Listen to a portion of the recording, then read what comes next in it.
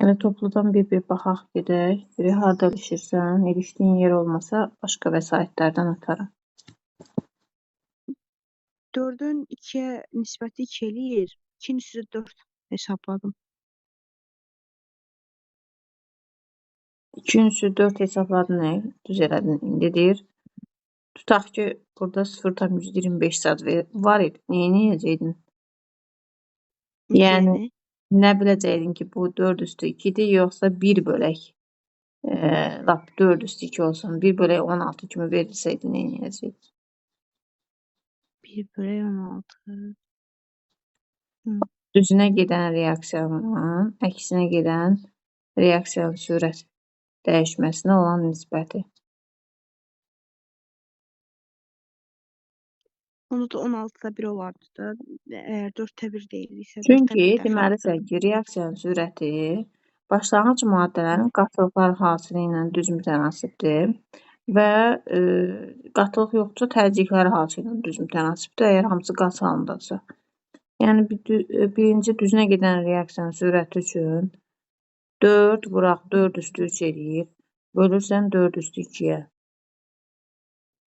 O da eləyəcək 4 üstü 2, o da eləyir 10. Yəni, başqa cür olunmur. Tərsinə olsaydı 1 bölü 16 qalardı. Yəni, molları cəmləmək yox, elə ifadə ilə də yazmaq lazımdır da. Belə suallar birdən açıq düşsə, B bərabərdir. K, PN2 vuraq P, H2 üstü 3. Belə. Görsünlər ki, nədir də. Azota görə 4, buna görə necə? Yəni, açıq şəkildə düsturdan ifadə edib, yerinə qoyub göstərmək lazımdır. Elə bir aşağı sinifə başa salırsınız onu.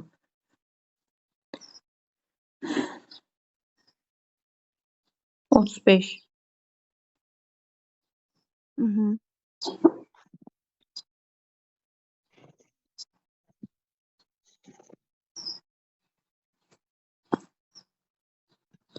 İzah elə.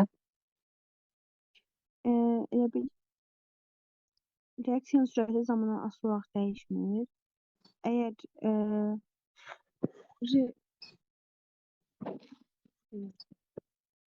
Niyə? Mütənasib artır çünki. maddələr bəli, sərf olunduqca sürət də artır da, yəni. T1 zamanında 2 litr hidrogen alınır, ayrılır daha doğrusu. Üçüncüdə alüminiumla hidrogen reaksiyasıdır. Əgər toz şəklində salınırsa, sürət daha çox artar. Doğrudur.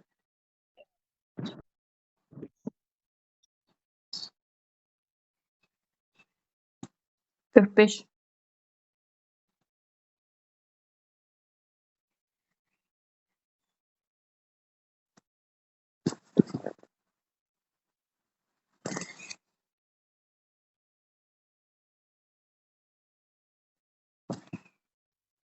D variantı. Aha. İzah elə gör. Sürət tənliyində sərf olunan lazımdır. Birincidə x-in sərf olunanı 0,1 olur. Y-in də sərf olunanı 0,3 olur. Hər iki reaksiyada. Onu necə tapdın? 0,1-i ya 0,3 olduğunu. 0,1-dən Təcrübələr var, başlanğıc fərqli təcrübələrdir görüm. bəli. Aha. Hə, birinci təcrübədə başlanğıc mol miqdarı 0,1-dir x-in. Tarazlıqda olanda 0, elə bir 0-da, yəni sərf olunan 0,1-dir. İkinci reaksiyada da həmçinin başlanğıcı 0,2-dir, amma tarazlıqda olan 0,1-dir. Yəni 0,1-də sərf olunub yenə bax görürük ki, ikinci reaksiyada da elədir. Birinci reaksiyada Y-in başlanğıc mol miqdarı 0,5-dir. Tarazlıq mol miqdarı 0,2-dir. Deməli, sərf olunan 0,3-dür. Elə ikinci reaksiyada da ev olurdu. Düz.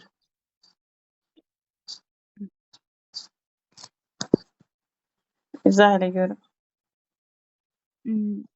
Birincidə hidrogen mol miqdarı 14-dür, ikincidə 28-dir. Hər ikisində də azotun mol miqdarı 1-dir.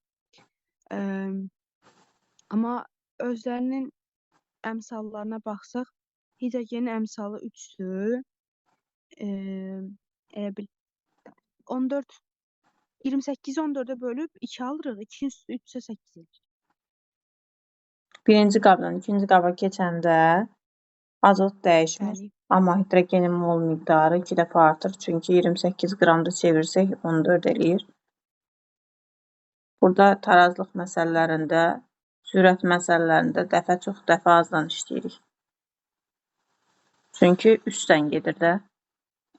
Buradan birinci qabdan ikinci qaba keçəndə mol miqdarı 2 dəfə artırırsa, onda reaksiyanın sürəti deməli, reaksiyanın tənliyində çoxdur. Ona görə hidrogenin üstü 2 üstü 3 kimi götürülür. Keçdik burada. Burada bir problemimiz var. Sağa sola yönəlmə. Varsa dayanaq, yoxsa Siz dayanaq. bir dənə sual verin, bir iki dənə sual verin baxın. 10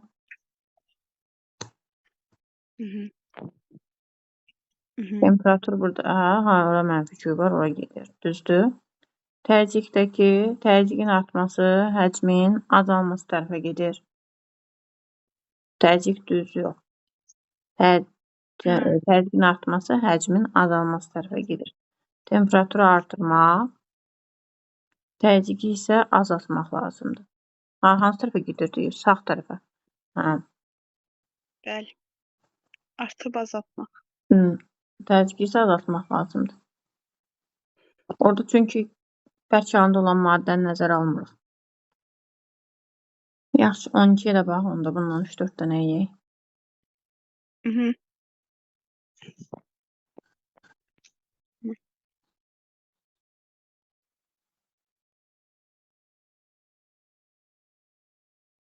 Y variantı.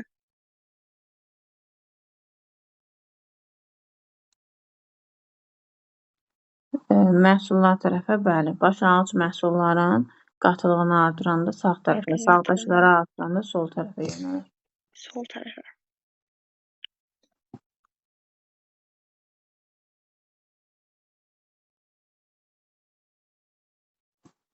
20.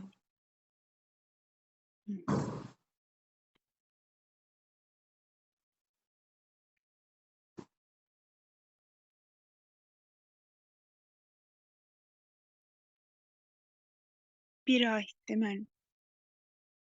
Düzünə gedən. Düzünə gedən reaksiyada reaksiya məhsullarının qatılığı azaldığına görə reaksiyanın sürəti də azalmış olacaq.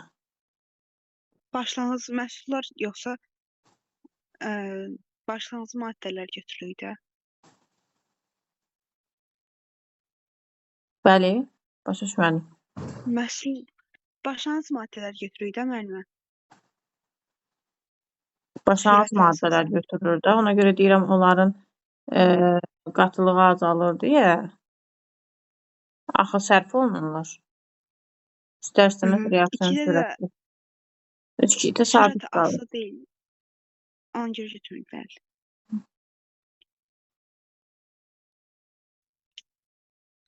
39-40.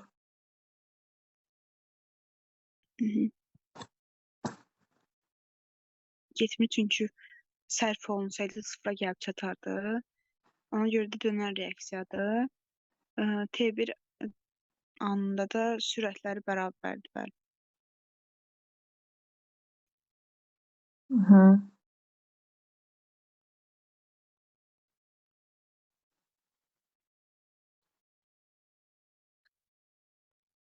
Qırx altı.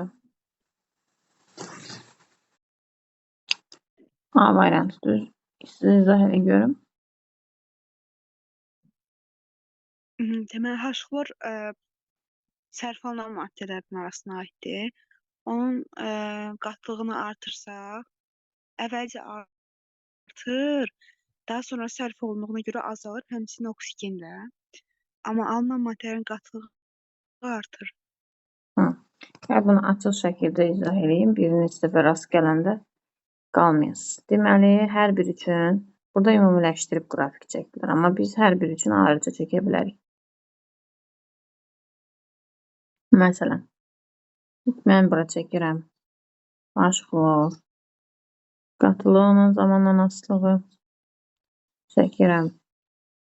Oksigenin qatılığının zamanla asılığı.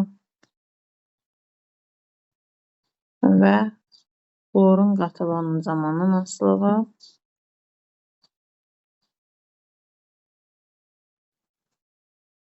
Bir də götürürəm su.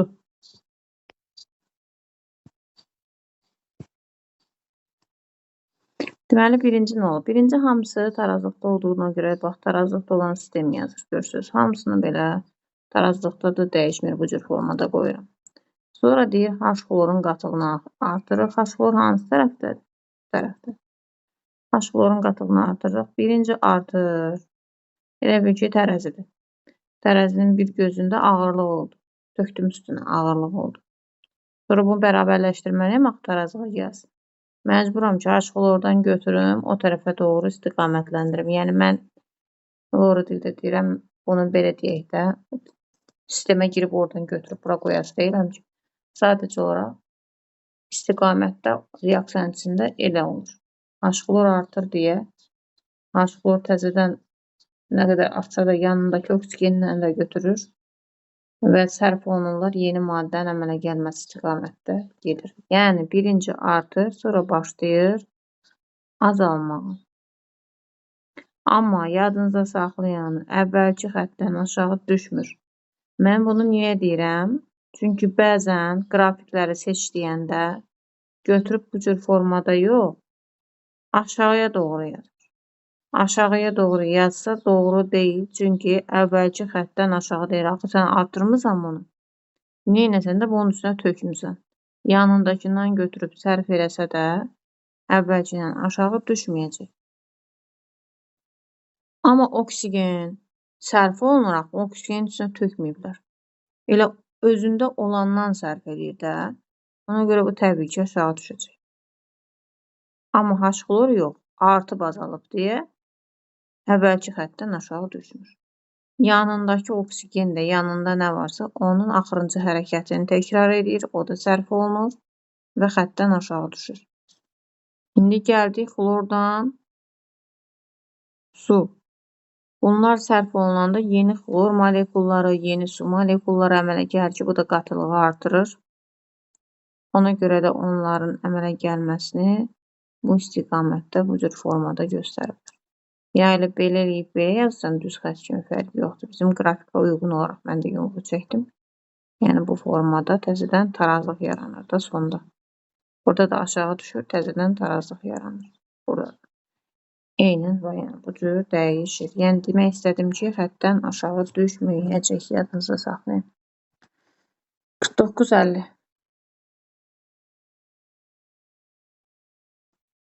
49-da nə? C variantı. Hə, izah elə görün. Tarazlıq yaranmasını deyir. Burada da lisetin mol miqdarı daha çoxdur. Yəni ki, sağ tərəf düzünə gedən reaksiya daha sürətlidir də. Elə deyə bilərik, yox, bu da tarazlıq deyir. Elə bil sağ tərəf daha çoxdur tarazlığı. Z Daha sərf çoxdur, amma olunur. sol tərəf Z daha az. bax, sərf olunur. X qrafikdə görük də. Z sərf olunur. X-dən Y alınır. Yəni, reaksiya sola gedir. Sola yönəlməsi üçün də sistemin həcmini azaltmalıyıq. Və artırmalıyıq, temperaturu azaltmalıyıq. Yox, ikini götürürük yalnız. Bəli, sistemin həcmini, həcm hansı tərəfdədir? Çoxdur. Həcmin artması, artmaq, elə həcmi artırmaq, həcm harda çoxdur, ora gedir. Azaltmaq, həcm harda azdır, ora gedir. Azaltmaq sağ tərəfə gedəcək. Biz onu götürə bilmərik, çünki sağda bir həcm var, solda iki həcm var. Ona görə reaksiyanın istiqaməti sağ tərəfə gedəcək. Sağda iki həcm var, bir həcm X-dır, bir həcm Y-dır.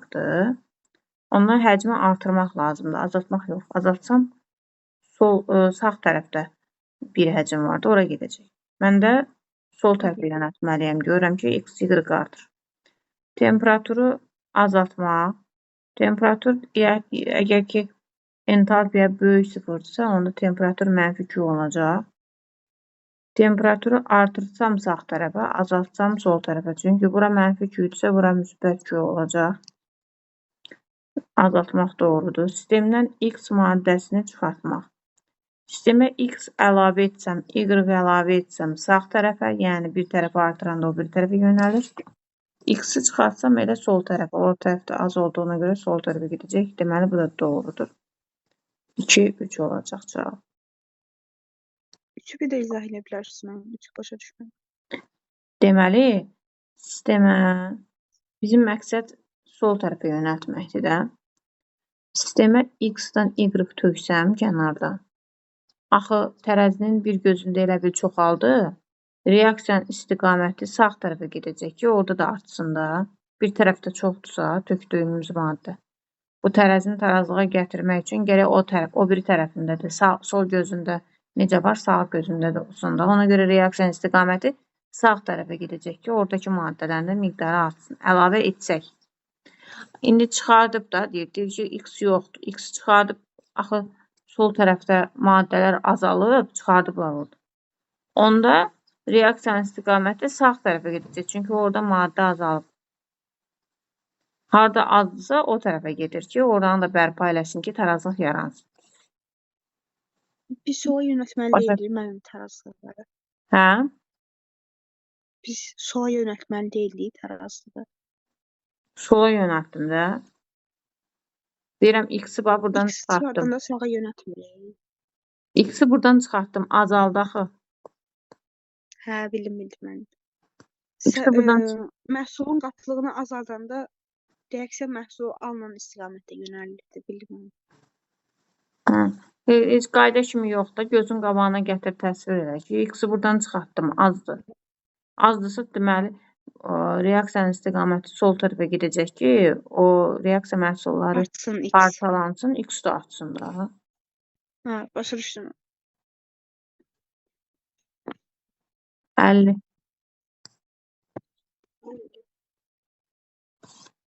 Necə elədin? 1-3. 50-də. Sərf olunanların qatılığının, məhsulun qatılığının başlanğıca olan nisbətinə bərabər. Məhsulun qatılığının, bəli. Hə. Bir də katalizatorda TKT-dən asılıdır da. Hə, bəli. Tərazlıq TT-dən asılıdır. TK yox. Sürətdə TTK idi. Temperatur, təbiət, katalizator. Katalizator artıranda reaksiyanın sürəti artır əlavə eləyəndə. Amma kimyəvi tarazlıq TT, təbiət, temperatur. Buna görə katalizator təsir etmir. Deyir, bunu əlavə eləmək lazımdır. Onda birdən kiçikdir, bu da olacaq. Birdən böyükdür, bəli, birdən böyükdür. Çünki məhsulların qatılığı artır, deməli, K da nəyə bərabər edir? CD-nin hasilinin, qatılığı hasilinin başlanğıc maddələrin, yəni AB-nin qatılıq hasilinə nisbətinə bərabərdir. Burada da CD artır, qatılıq çoxdur, onda AB də artacaq. Daha doğrusu AB azalır. Onda deməli, K istər-istəməz reaksiyan tarazlıq sabiti artmış olacaq. Bu belə. 62, 63.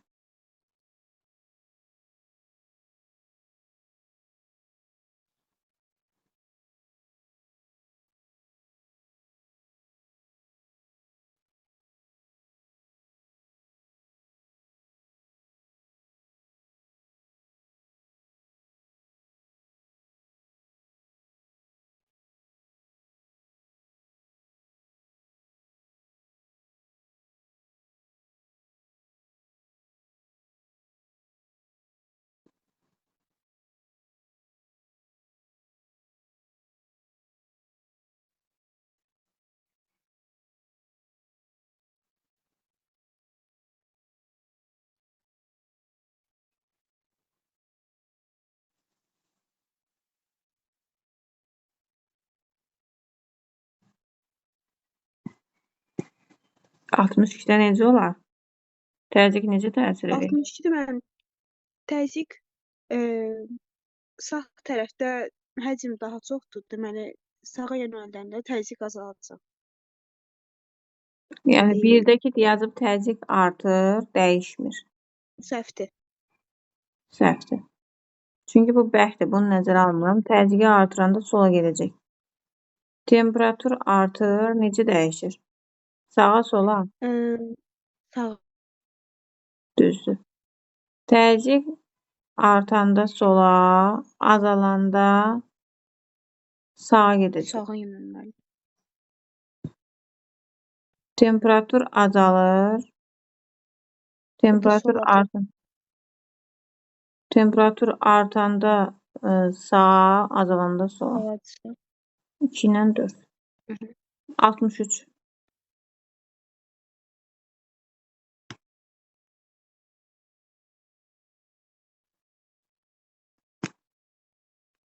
B ilə D kimi D variantında. Deyil, düzdür. Çünki A artıb azalır. Yəni A istəsəydi, bax bu A maddəsi üçündür. Artır, azalır. Amma B onun yanındakidir. A-nın axırıncı hərəkətini təkrar edir, yəni azalır. Həddən də aşağı düşür.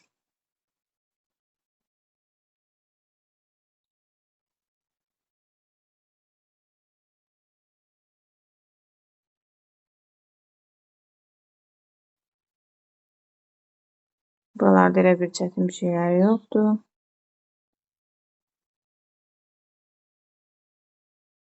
11. 11'de biraz 11. Karbon dəm qazı ilə oksigen reaksiyaya daxil olub karbon qazı əmələ gətirir. Əmsalları yerinə qoyurduq. Başlanğıc sərf olunan tarazı qatlıqları. Elə bil mən orada karbon qazının tarazı qatlığını 2x götürdüm ki, belə rahat ədədlər alınsın. Deməli, Əvvəldə dəm bilmirik. qazının Bura qoyuram 0.6, 0.4. bəli. Nə qədər sərf olunub onu bilmirik də. 2x qoyuram, x qoyuram. Bununla da nə qədər sərf olunursa bura yazıram. Nə? S başlanğıc, S 0.6 sərf 2x. olunan S tarazlıq. Burada qoyuram 2x. Nə qədər sərf olunursa 2-nin 2-yə, yəni ixtisar edəndə 1-in 1-ə nisbətində deyə 2x sərf olunursa 2x-dəki CO2 alınır. Yəni burada qalacaq 0.6 çıx 2x. Burada da qalacaq 0.4 çıx x. İndi sonra nə edək? Sonra da 2x böl V üstü 2, bir də bölünsün 0.4x bölünsün V, 0.6 çıx 2x Bu bölünsün şərti V, onun nəzərə da almadın. kvadratı. Baba, bu şərti nəzərə almadın. Hansı? Hə, onu da almışam. Hə, onu Hı, almışam. onu X dinlə. orada neçə alınırdı? 0.2. Tarazlıq anında başlanğıc maddənin 0.2. molekul sayının cəmi, yəni 0.6 çıx 2x üstə gələk 0.4. Prosto burada qatılıq deyil, mol miqdardır. Bunu nöydən işarə edək də. 0.4 çıxsın x. 0.4 çıxaq x cəmi məhsul molekulanın cəminə bərabərdir 2x-ə. Buradan da o tərəfə çevirsək 5x çıxılsın, bərabərdir 1, x də bərabərdir 0.2. Belə Bəli. tapmısan mı sən də? Aha. Sonra apar x-i yerinə qoysaq 0.6 çıx 0.4 eləyəcək bu 0.2. Burada da 0.4 çıx 0.2 eləyəcək 0.2. Bunu da 0.2-ni 2-yə vuracam eləyəcək 0.4. Ardınca nə edək? Ardınca 0.4-ü bölürük V-yə, onun kvadratı. 10 nisbəti də bölürük 0.2 bölünsün V. Bir də 0.2 bölünsün V, onun da kvadratı. Çünki qabağında əmsallarım bu 0.2 bölək V oksigenə aiddir. Gördüyümüz kimi bu oksigenin əmsalı yoxdur. O birinin də CO-nun da qatılığı 0.2-dir. Amma onun kvadratıdır. Ona görə 0.2 bölək V-nin kvadratı kimi gedəcək. Yəqin ki, buranı da eləyib bir cavab almışsam, nə alınır buradan da mən bir də hesablama əməliyyatlarını yerinə yetirməyim. Nə alınır buradan? 0.4. Cavab 8 alınırdı. Tarazlı sabiti 8-dir. Hı. V 0,4 alınırdı. Ya burada 8'dir. Burada 8'dir. Buradan V sıfırında 4. Bəli, tarazlıq sabiti Hı. 8-dir. Aydındır. Düz eləmisən. Deməli, A üstə gələk B. Əmələ gəlir C maddəsi. Bunu yazdıq. Sonra A, B, C-nin hər birinin deməli tarazlıq anında miqdarları verib.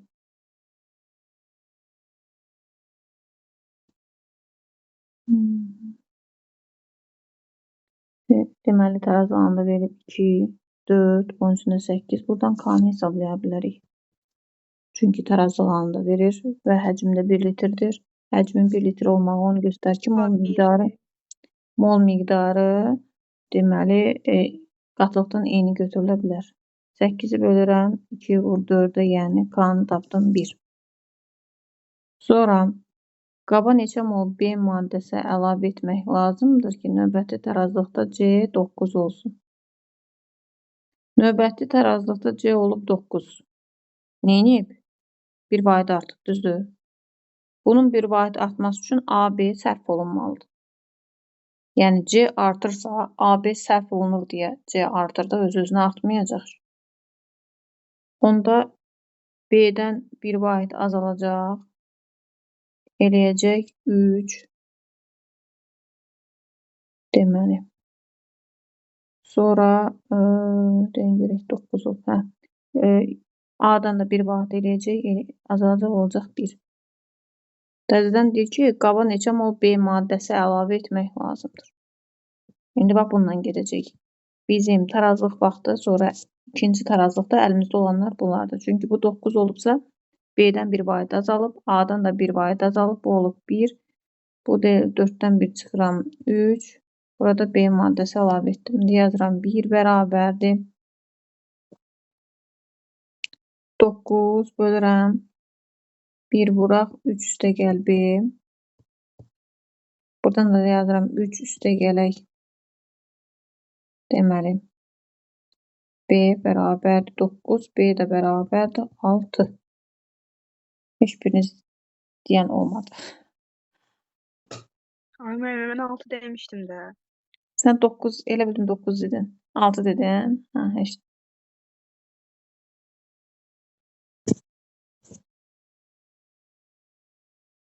Başa düşdün Nihat? Bəli, müəllim. Bu bir vahid Mən artırsa, əslində elə eləmədim. əsl yolu budur amma. Bax, Bizə digər necə yolu elədim? orada birdən Başlanğıcları açıq. tapdım, sonra elədim. Nəyi tapdın? Başlanğıclarını tapdım sonra.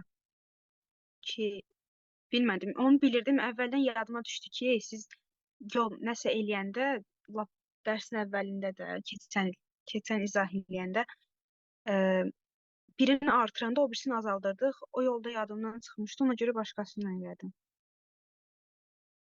Sən başqa yol deyən 8-ə əsasən tapdın ki, A, B nə qədər sərf olunub? Demək, Aha. başlanğıcda A-nın başlanğıcı 10-dur, B-nin başlanğıcı 12-dir. Yəni 17, 8 olanda 4 olmur axı başlanğıcı elə 8 C-nin tarazlığı 8-dirsə, deməli A-la B-nin sərf olunan 8 olur da mənim. Aha. Hə, 10 bunun birinə 12 Tarazlarla bunun. sərf olunan toplayanda Hə, 10, 10. 12. Hı. Sonra 12-nin bizə nə üstünə x verir ki? gəlirəm. Sonra Başlanğıcın ikinci üstünə dəfə gələ vururam. bilməzsən heç vaxt. Başlanğıcın üstünə niyə gəlsən? Əlavə olan x sərf olunmayasıdır. Deməli, o başlanğıc sayılmayacaq. Yox. Sən o lap getdin reaksiyanın əvvəlinə. Bu ikinci tarazlıqdan sonra bu tarazlıq yaranıb, alınıb. Artıq sən bu tarazlıqda alınan məhsullar təzədən sənin əlində olacaq ilkin maddələr kimi. Bunun üstünə gələcəksən. Gətirib başlanğıca gələ bilməzsən axı. Hə. 9 qoyanda elə bir C-nin yerinə 9 qoyanda yenə tarazlıq A-nınki 1 alınır, B-ninki 3 üstəlik x. Ora qədər düz gəlir. Yəni deyirəm bunu açıq sual olub belə bu formada yazsan, Deyəcəklər Hı. ki, ağzına gələn yazır 0. Özü konkret cavab da gəlsə 0-dır. Bu sən göstərməlisən ki, K-nı belə aldın. Sonra üstünə bax oxlanma belə göstərməlisən. 1 mol artdı. Sonra sözdən yazmalısan. Əgər C maddəsinin mol miqdarı 1 vahid artırsa və ya qatılıq 1 mol bölək litr artırsa, bizdə 1 litr olduğuna görə qatılıq deyil. Onda C-nin alınması üçün A-B sərf olmalıdır. Ondan sonra bu 1 vahid azalacaq, 4də 1 vahid azalacaq növbəti tarazlıqda başlanğıc kimi. 1 A-ya, B-yə 3, C-yə isə 9 düşür. Amma burada deyir ki, qaba 9 mol olması üçün növbəti tarazlıqda bir B molda B maddəsi əlavə etmək lazımdır. Sonra başlayırsınız eləməyə. Görün belə yazmaq olar. Yazmışam elə bil tam izah eləyə bilmədim sizə. Atarsan mənə baxaram. Attım mən. Biz işləyək. Mən sənə özüvə yazaram, buna baxaq.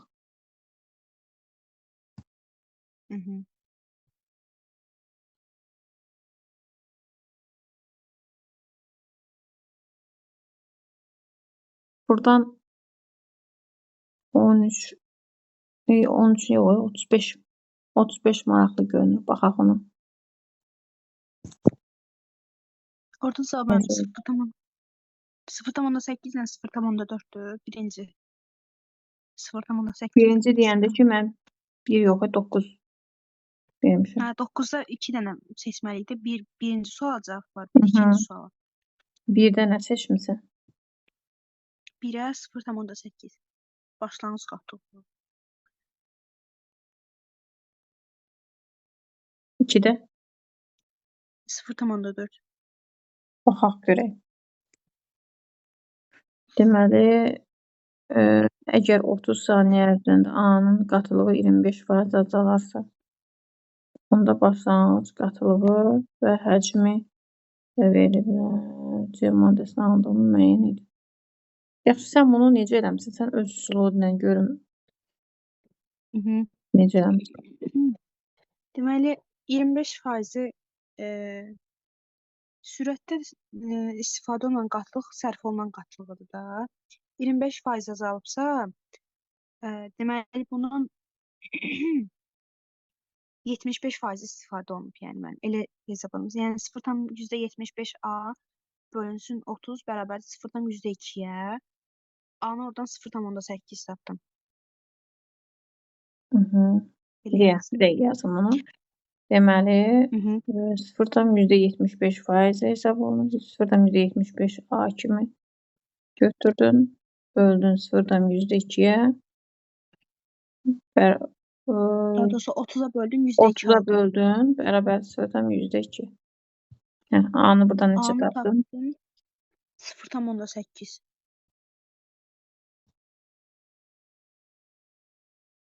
Sonra da apardım yerinə qoydum.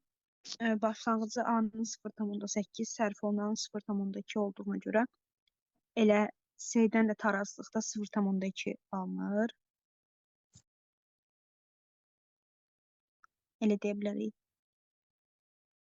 Yəni azalarsa 0,125-dən hesablamalısan. 0,125 Onda 60-ı 25-ə bölsən neçə? 0,125x azalıb başlanğıc. 2,4 alınacaq mənim. Bunu da eləyəcək. Deməli, bunu bölürəm 30-a. Qatılıq C bölək T olduğuna görə. Buradan alacaqsan 0,2. Buradan da x bərabərdir 2,4. Sonra həcmi 2 litr olan qabda 30 saniyə neçə mol C maddəsi olar? 2,4-ün 4də 1-i bu 0,6-dır. Düzdür? Yox. 4də 1 0,6 eləyir də. Bu da eləyir 0,6. Şimdi mol miqdarını tapmalıyım. C bərabərdir nü bölək V. ifadəsinə 2 litr veribdir. Höknə qatılıq da 0,6'dır da. Vururam 2'yə eləcək 1,2.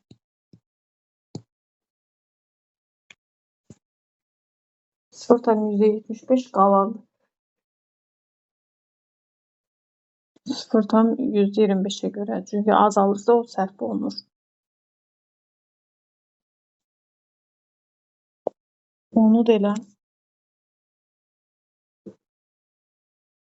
Məsələn, izahını vermək istəyirəm. A-da, B-də. Deməli, A-dan B-yə doğru istiqamətlənib. Bax, belə bir məsələ verilib. İstiqaməti dəyişməyəcək uşaqlar. İstiqaməti dəyişməyəcək. Çünki məsələdə elə bu verir də A-dan B-yə. Sadəcə olaraq onu hesablayanda nəzərə almaq lazımdır ki, A-nın başlanğıc kütləsi 5 qramdır, B-də 13 qramdır. Da istiqamət məsələn götürüb çevirməyəcək. Çünki deməli, əgər B-dən 13 qramdırsa, onun kütləsi çoxdur. A-dan 5 qramdır, onun kütləsi azdır. Elə bilin ki, bir tərəzi məsələsidir. Sağ tərəfdə çoxdur, sol tərəfdə isə kütlə azdır. Və istiqaməti dəyişməsəkdə reaksiyanın içərisində B sərf olunacaq, A alınacaq. İndi biz əvvəlcədən də izah elədiyim kimi deməli, əslində K-nı hesablayan zaman qatılıqdan getmək lazımdır. Ancaq bizdə izomer maddələr olduğuna görə qatılıqda da nü bölək V ifadəsində eyni qabda aparıldığına görə və nünün yerinə M bölək böyük M qoysaq, molyar kütlə və izomer maddələrdə də molyar kütlə eyni olduğuna görə biz sadəcə balaca M-lərdən istifadə edərək tarazlıq sabiti 0,8'dir bizdə verilib. Onların köməkliyi ilə A-nın və B-nin miqdarını tapa bilərik. K bizdə 0,8'dir. 0,8 bərabərdir. Bizdə görürük ki, alınan maddənin deməli, yəni məhsulun qatılığı bölməlidir başlanğıc maddənin qatılığına. Bizdə də dediyim kimi molyar kütlə eyni və həcmdə eyni olduğuna görə elə kütlə ilə balaca M-lə işləyirik. B burada sərf olunacaq. Çünki B-nin kütləsi çoxdur. A-dan B arasında tarazlıq yaransın deyə B-dən sərf olunacaq. Burada yazacağım 13x və ya M. A-dakı başlanğıc maddədir. Ondan da alınacaq. Yəni onun üzərinə müəyyən M əlavə olunacaq. Buradan da hesablasaq 4 üstəgələk 0,8 M bərabərdir 13 çıx M. Buradan da tapacağım 1,8 M bərabərdir 9. M də bərabərdir 5. M-i 5 tapdıq. Bizdən A-nın kütləsini istəyir. Bu 5 üstəgələk M olmalıydı. Bu da 13 çıxaq M. A-nın istədiyinə görə 5'in də üstünə 5 gələndə eləyəcək 10. Burada cavab 10 eləyəcək. Sonra keçdik növbəti məsələyə. Burada sonuncu məsələdə biz qalmışdıq. Deməli, verib SO2 üstəgələk O2-nin reaksiyası da əmələ gəlir SO3. Bura 2 qoyuram, bura 2 qoyuram.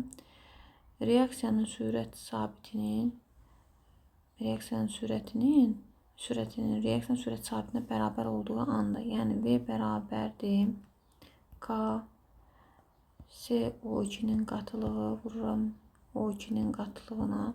Burada reaksiyanın sürətidir, K-ya bərabər olsun. Yəni bunu da yerinə K qoy. Bunlar ixtisar gedəcək bərabərdir 1. Özü SO2'nin kvadratıdır. SO2'nin qatılığını və O2'nin qatılığını bilmirik. SO2'nin həmin an üçün qatılığını, yəni burada bayaqki kimi yazdığım kimi A, B qoymağa ehtiyac yoxdur. Çünki həmin an üçün deyir. Qoydum, yenə gördüm. Olmur da, yəni bizə həmin an üçün deyir. Yəni eyni zamanda götürüldüyünə görə SO2'nin qatılığını tutaq ki, A-dan işarə edirəm həmin an üçün, tarazlıq üçün deyək. O2'nin də qatılığını B-dən işarə edirəm. SO2'nin qatılığı, yəni A bərabərdir O2'nin qatılığından, onu da B-dən işarə eləmişik, 8B. Aparıb düsturda yerinə qoyuram. SO2'nin yerinə yazıram 64B kvadratı, çünki kvadratdır. Bax, burada. Vururam B bərabərdir 1. Deməli B də buradan bərabər olacaq. Burada B kub kimi olur. 1 kub bərabərdir 1 bölü 64. Oradan da 1 bölü 4 da 0,25 edir. Sonra məndən oksigenin qatılığını istəyir. Hər birinin bu B aiddir SO2. Oksigenin də qatılığı A bərabərdir 8B olduğuna görə 8 vuraq 0,25 o da eləyəcək 2. Yəni SO2 üçün 0,25'dir. O üçün isə 2'ye bərabərdir.